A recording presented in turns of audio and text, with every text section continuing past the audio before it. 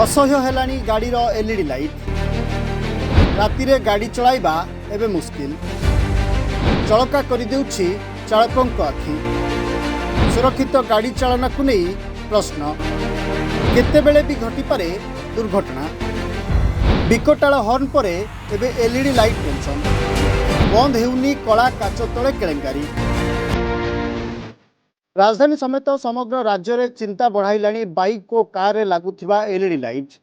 पूर्वर विकटाल शब्द करुवा साइलेंसर हर्न और कला काच तले होता केलेंकारी विषय में आप शुणिथे किंतु एबे जो अभियोग सामना को आसी आहरी चिंता बढ़ाऊँगी